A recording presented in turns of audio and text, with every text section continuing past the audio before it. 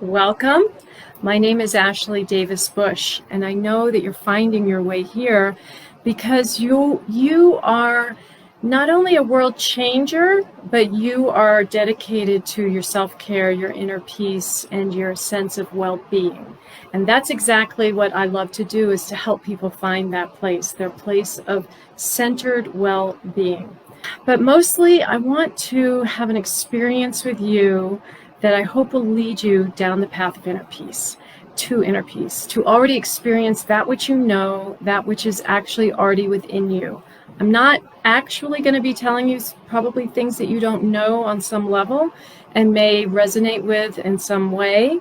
There's nothing earth-shattering here, except that acceptance is often overlooked as a path to inner peace.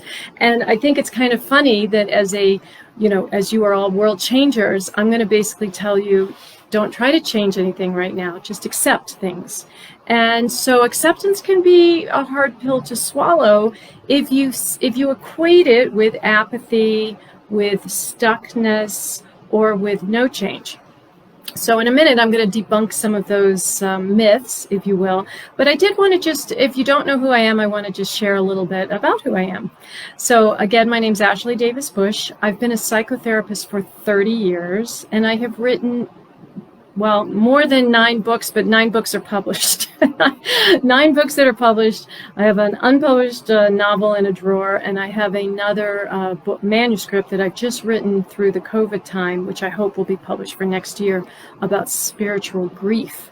My books range the gamut. 3 of them are about grief. 1 is relationship-based, 75 Habits for Happy Marriage, and most of the others are basically one way or another about inner peace. Self-care, acceptance, spiritual bliss, inner peace. And the book we're talking about, I know some of you have actually read this, so I'm super stoked for that. That's really exciting. The Art and Power of Acceptance. And that's kind of the framework which we're going to be using for exploration over the next 5 days. So just to give you, just to finish my own introduction, I wanted to share with you that I'm coming live from Guatemala. I now live in Guatemala, although I am from the United States, and I lived in New Hampshire for 23 years. And that's a perfect example of acceptance, because I did not like New England winters. In fact, I really, really did not like New England winters. And so, but I was there for 23 years, mind you, and I raised 5 children there, 3 biological children and 2 stepchildren. So what I had to work with for a long time was accepting that I was in a cold climate, accepting that it snowed a lot, accepting and trying to make peace with and aligning myself with this climate that wasn't really natural to me. But eventually what happened? I changed that. I changed it when I could. My kids grew up, they flew out of the nest, and the second my husband and I became empty nesters, or as we say here, pájaros libres, boom, moved to a beautiful climate which is known as the land of eternal spring. So I just want to illustrate in that tidbit that change can come out of acceptance. Acceptance will lead to change, but acceptance is a state of being. Okay, so that's it for my introduction. Let's get into acceptance. So I want to define a few terms for you. Mindfulness, acceptance, and inner peace. You probably have a working definition, but the one I like for mindfulness is basically non-judgmental awareness. Non-judgmental awareness. And to elaborate on that, it would also, some people call it paying attention on purpose. So really being present, paying attention, being aware of what's going on. It's amazing how much of our lives we are not doing that.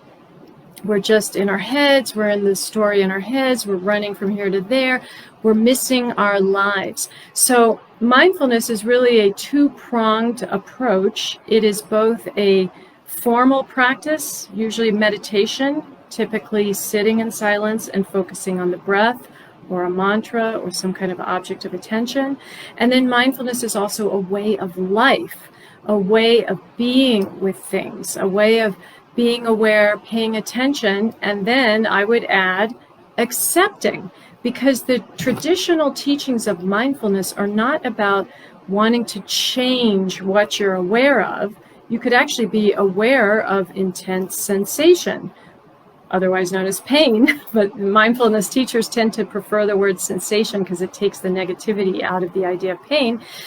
So you could be with intense emotions, you could be with pain, you could be with anguish, you could be with sorrow, you could be with all sorts of unpleasant, so-called unpleasant emotions, and you lean into them. The idea of mindfulness is to be 100% present, which of course, I mean, really mindfulness and acceptance are essentially synonyms, because that's what it's about. It's about accepting your current moment-to-moment experience. It's that non-judgmental awareness. You're not judging it as bad or good. You're not judging it as, I can't stand this, I want it to stop. You're just being with it and accepting it. So what does that lead to? Inner peace. So let me just say that acceptance is an alignment with reality. It's an alignment with what is.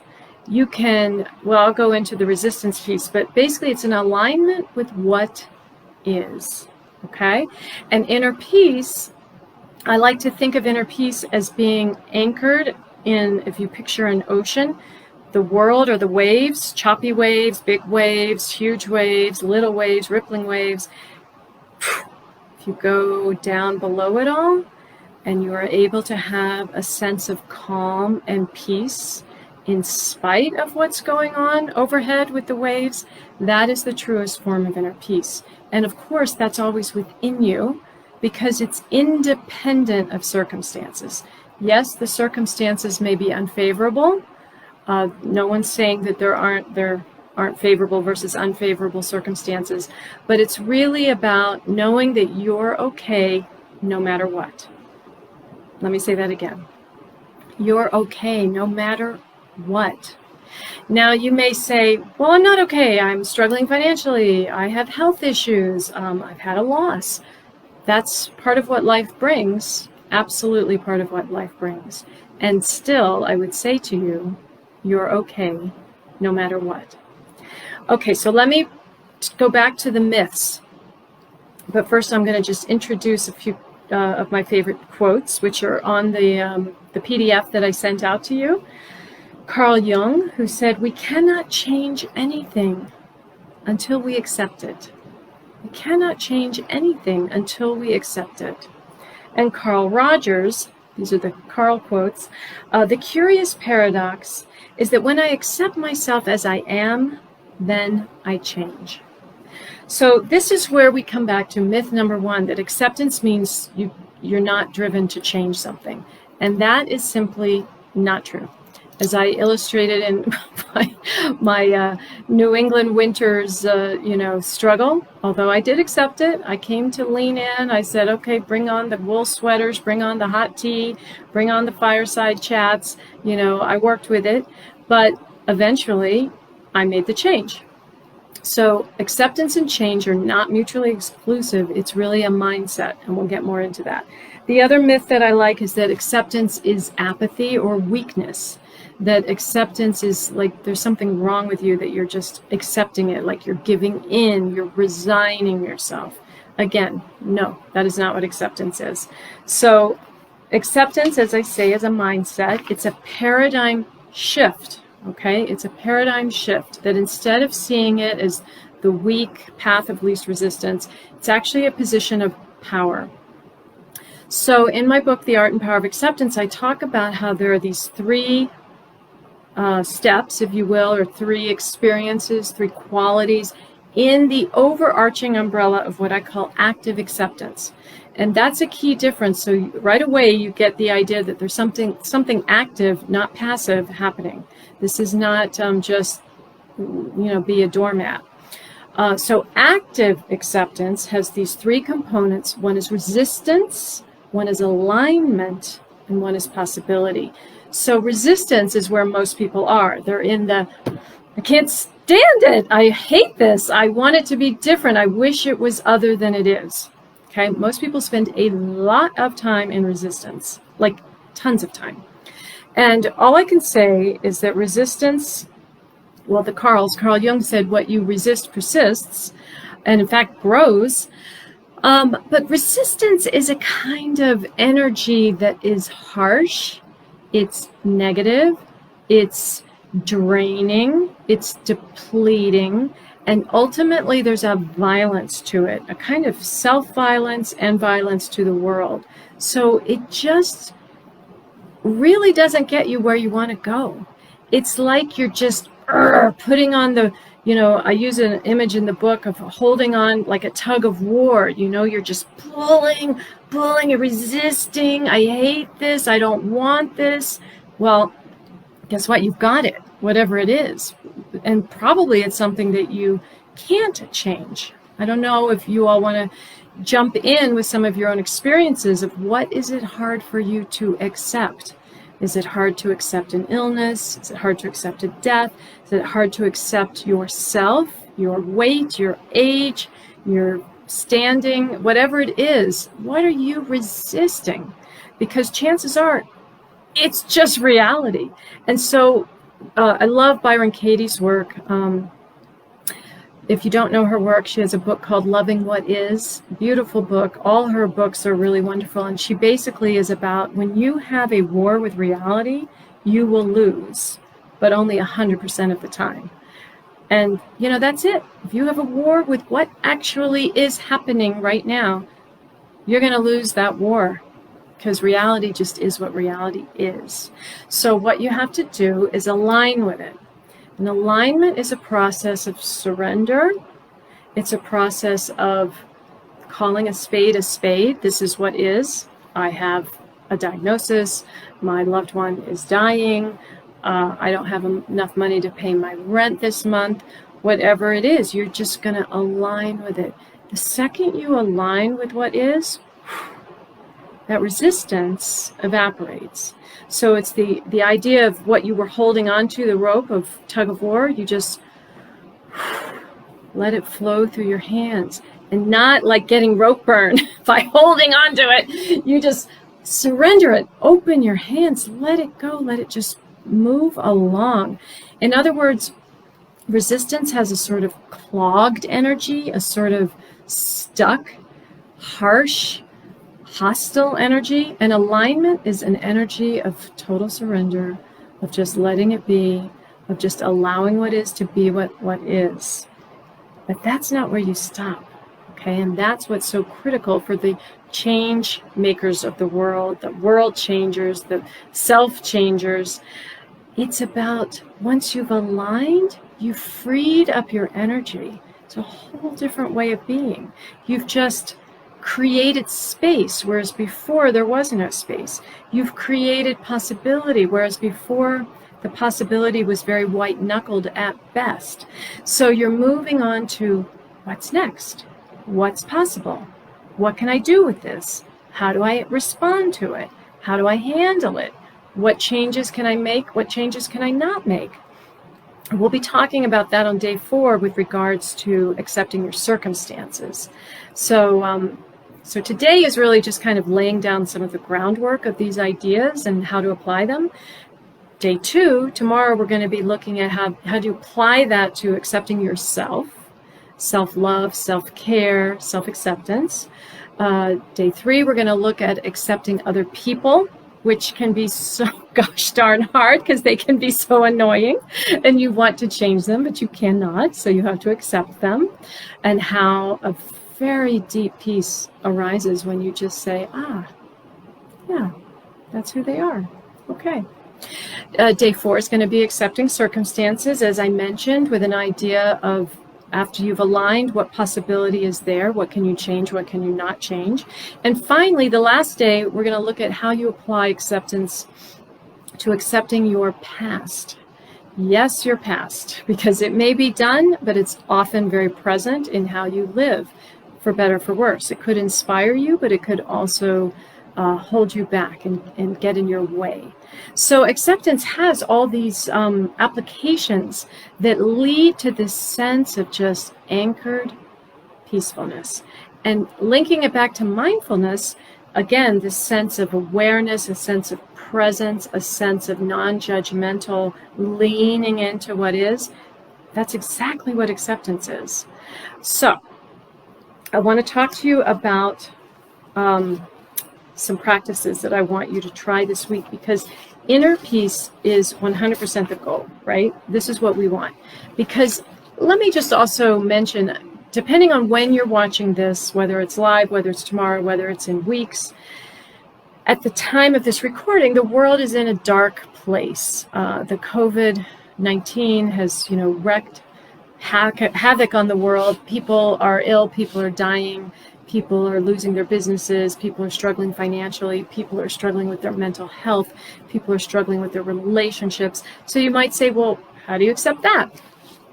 Again, acceptance in terms of, you can resist, and resistance is normal. So I don't want to knock resistance. It's often a very accurate, normal response. So for example, here in Guatemala for me, in mid-March, the whole country just shut down.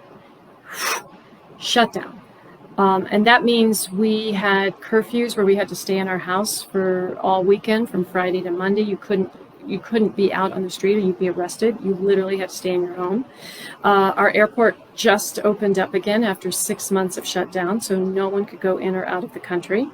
And stores and hotels and restaurants, all of it shut down. I'm sure you've experienced your own version of this. So for me, my first response was resistance, in the sense of, like, what the heck, like we just moved to this country to have an expatriate adventure, and now we're like, hibernating. I could have stayed in New England to hibernate. So there was resistance. There was a not liking it. There was a sense of, this is awful, this is terrible. Not to mention the tragedy of people getting ill and dying. But just from my own personal, wow, my life has shut down. So resistance, sadness, grieving. There's often and usually a sense of grieving that goes with accepting something challenging. But eventually, as time went on and I was aware of my own process in that active acceptance umbrella, I wanted to align with it. I said, okay, this is how it is. This is how it's going to be for a while. I don't even know how long, but it's what's happening. And I said, let me work with this. What am I going to do? I actually wrote a book. That's what writers do. You get a whole bunch of extra time, you start to write. So I have a book out of it. I also decided I'm going to start Zooming with, friends and family who I might have otherwise been a little too busy or preoccupied or distracted to do. And so, in other words, you start to make the best of it. You align with it. Okay, what is the universe providing me with? What's the opportunity here? What's the invitation? Because there's always an invitation when you align with what is. Let me say that again. There's always an invitation when you align with what is. And then what's the next?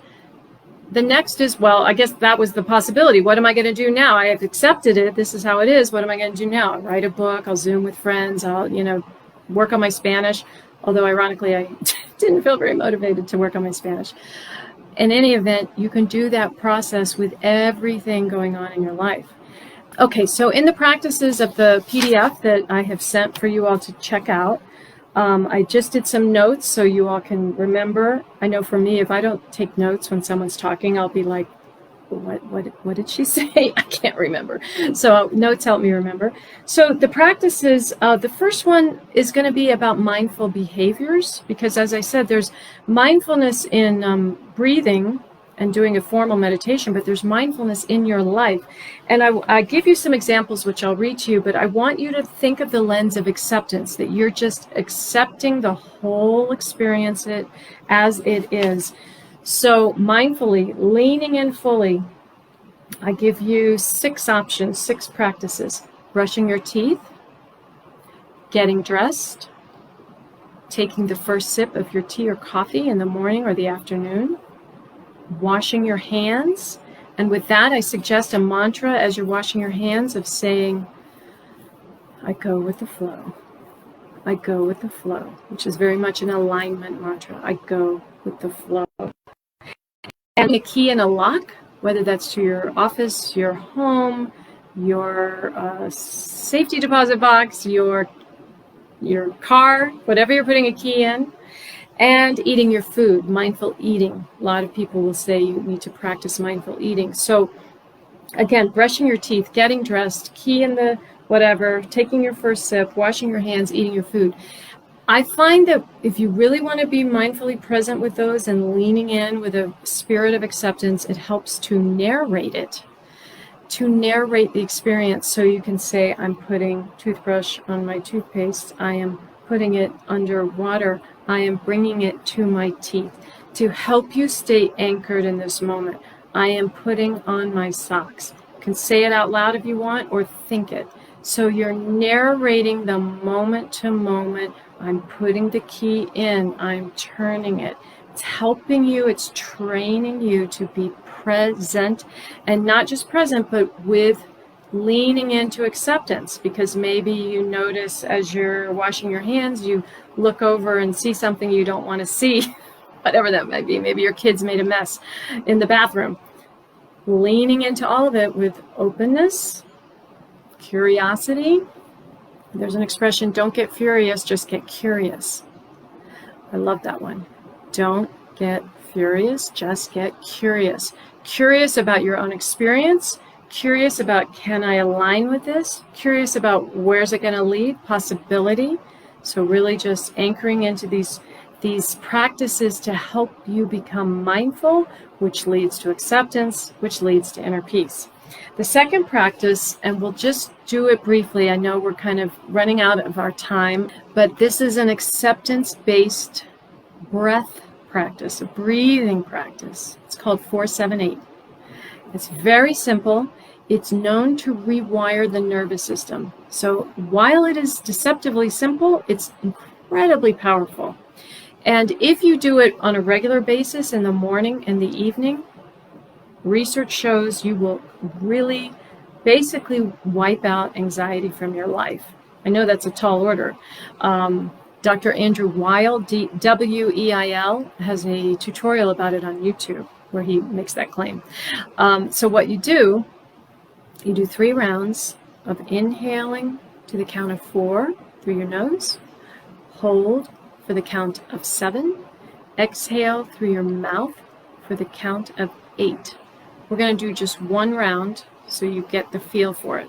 Okay, so let your breath exit. We're going to inhale 2, 3, 4, hold for 7, 1, 2, 3, 4, 5, 6, 7, exhale for 8, 1, 2, 3, 7, 8. When you exhale, you purse your lips like you're blowing through a straw. And you just do that 3 times. 4, 7, 8. Inhale 4, hold 7, exhale 8, 4, 7, 8. If you do those 3 times, it takes about 60 seconds. I was about to say más o menos. The Spanish is getting in, more or less. And that's it. 4, 7, 8, 4, 7, 8, 4, 7, 8. It seems, as I say, deceptively simple, but it has it just helps you downregulate. It calms your nervous system. It helps you stay present. It helps you get in this moment because, again, alignment is sort of the centerpiece of the active acceptance umbrella. Alignment is where you just say, this is what I've got. This is what I've got. You don't resist it. You don't even look at what you're going to do with it yet. You just stay with, this is what I've got. And that's what mindfulness is. Just stay in that moment. Okay, we're going to close with just a quieting stillness practice. I use a Tibetan singing bowl. And it's just going to help us be in this moment and sort of let some of my words land in your heart and see how they resonate for you. Okay, so I invite you to close your eyes. Just noticing your breath, noticing your thoughts, noticing your feeling in this moment, letting yourself be fully present in the now, curious and open to whatever is as it is in this moment. When you hear the sound of the bell, let the tone calm you, ground you, and take you deeper and deeper inside to a place of spacious stillness. Breathe in the bell.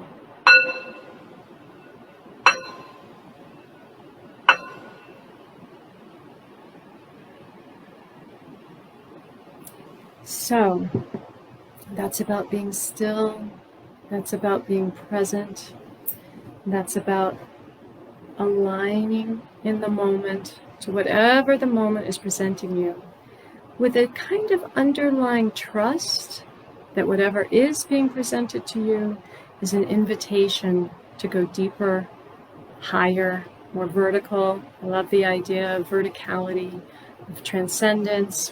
One of my books is called Transcending Loss. I love the idea of both of transcending, going deeper, higher, deeper, and allowing whatever is to be. Because as the Buddha said, there's the first start and there's a second dart.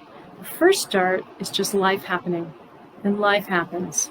And life can be very hard. It's the first noble truth. Life is pain. Life is, I was going to say life is suffering. Some people translate his words to life is suffering, but it's really just life is pain, because pain plus resistance equals suffering. Suffering is the second dart. Suffering is what happens when you take the first dart of pain and you add resistance. You add, I hate this, I don't want this, how can this be? I wish it was otherwise, I don't want it. That's all the resistance that depletes and saps and drains you. That's what leads to the suffering. The second dart is like, oh, you're making it worse. You're making it worse. But the second you just give all that up, say, blow it away like a cloud, and say, I'm going to align with what is, because this is what I've got. And later you'll see where it leads you. But there's profound peace in the simple practice of letting be what already is, letting it be. It already is, even if you don't want it. So the second you just align with it, you're immediately on the path to peace. Okay, so that's what I wanted to share with you today. Tomorrow we're going to talk about accepting yourself, the beautiful you, the beloved you, and a self-compassion practice, which I think is critical to this whole process, because I'm not saying it's easy to align or it's easy to accept, and I totally get that resistance is natural and there's a lot of hard struggle out there. So self-compassion is really going to be key to moving from resistance to alignment, because I could make it sound easy, but I know it's not. So self-compassion is a practice that will help you. Thank you for your presence and for your attention. I feel your heart space. So I want to say thanks for joining. I'll see you soon, and namaste.